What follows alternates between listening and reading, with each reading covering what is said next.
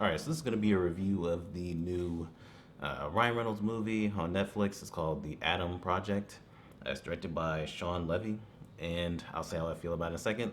Um, it's the year 2050, and you see Ryan Reynolds' character, Adam. He has stolen a jet. He got shot while he was doing it. Whatever. He's trying to get away from some people, and he opens up a wormhole and time travels because time travel is a thing in 2050. And so he tries to go back to 2018, but he ends up going back to 2022, so present day. There was somebody who left to go to 2018 and never came back that he's looking for. But instead, he ends up, in the woods area by his old house when he was 12. And he meets his younger self, played by Walker Scobell. He even interacts with his mom, Ellie, played by Jennifer Garner, and he kind of addresses certain things. His father died, and things like that, and he never fully got over that. Sees himself getting bullied, and there's things like that. So him and his younger self have to find that person that went missing, and then also do some other things with time travel later on, while the villain,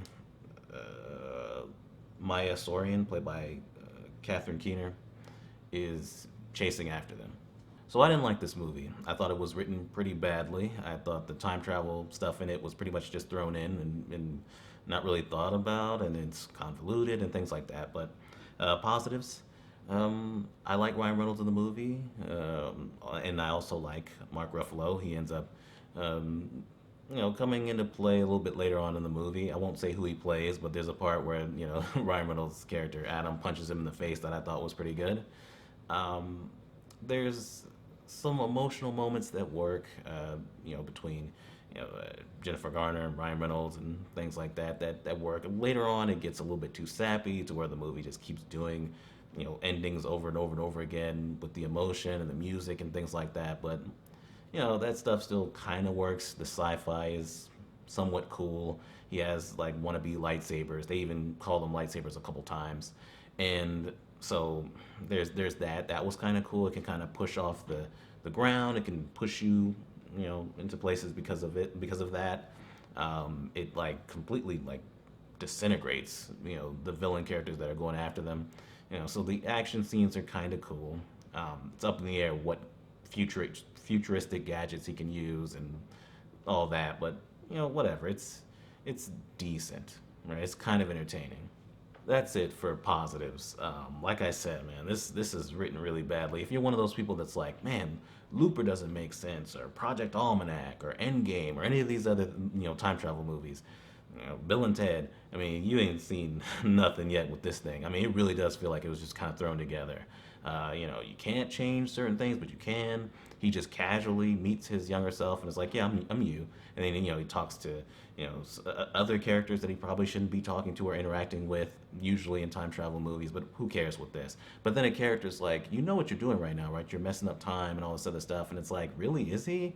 At a certain point, he's saying that we got to do this thing with time travel because the future. I mean, Terminator 2 is the future on a good day, and it's like, well, why don't you show the future? Like, why don't you actually like show me this? Like, give me a flashback or something like that. Like, show me what's going on, because it feels like that was just kind of thrown in for conflict, right? For them to have some kind of goal to do something, so there's stakes, and there really isn't any. I mean, to be honest, there's a lot of exposition explaining certain things, and the things that I understood, I thought were still kind of badly written. But then the things that I didn't understand, I was like, man, this is like convoluted nonsense, and you're just kind of, you know, just telling me things and things like that rather than showing me or helping me understand.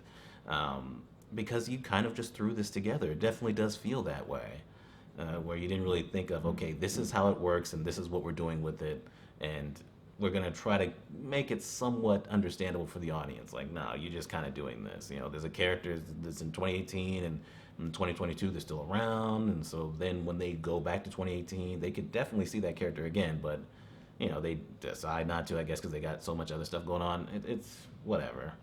Most of the performances are good. I already kind of said, but Walker Scobell, the young Adam, I didn't like the character already, but yeah, the actor is not very good. It was to the point where I was like, okay, maybe this is his first role or what.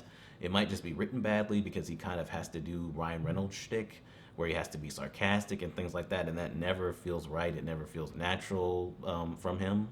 No more jokes?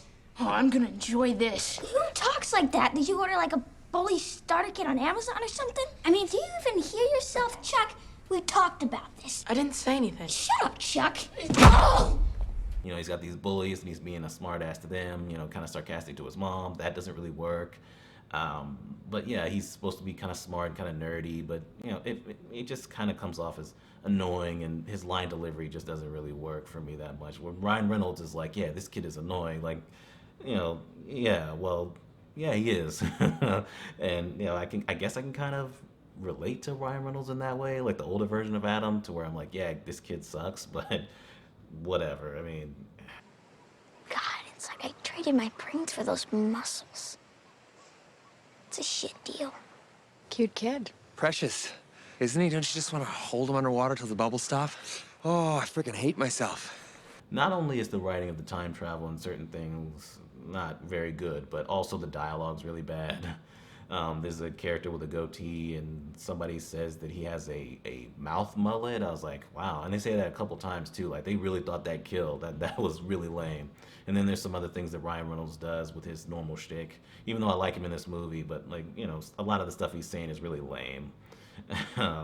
When it comes to the villain is poorly developed and is a blatant copy of Back to the Future. I think the second one, and they bring that up in the movie too. It's like that's not helping you at all, but whatever. But you see the younger version of the villain, and they do the de-aging thing, and it's like you couldn't do it, so why did you do it? You know what I'm saying? Like you could have maybe casted somebody younger and made them look like the villain, because it's been years and years in between. So it could have worked, but it doesn't. It looks too computerized.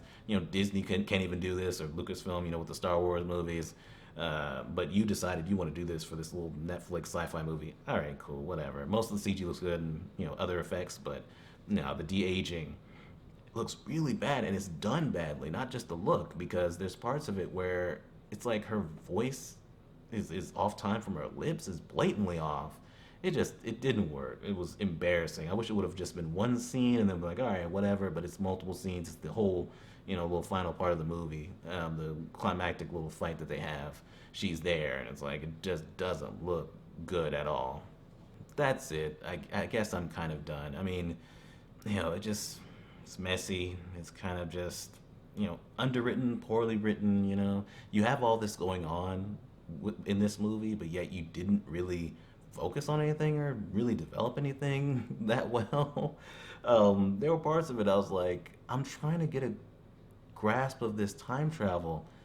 It really just doesn't work. It really just doesn't make sense. And I don't think you really tried that hard to make it make sense. Right? It just kind of, like I said, feels thrown together. That's the main thing I get from it. But whatever. The performances are pretty good. The action scenes are entertaining enough. So I can see people still watching it. So I'm still going to give it a rental. But it is not good, man. Like the writing is not up to snuff with this fucking thing, man. This was really it was frustrating me more than most movies like this, because yeah, man, you could try a little bit harder than this to make this make some sense, but whatever. Anyway, that's the Adam Project rental, whatever. It's somewhat watchable. It's more in the mediocre realm. But anyway, yeah. Subscribe, like, all that good stuff. We're done.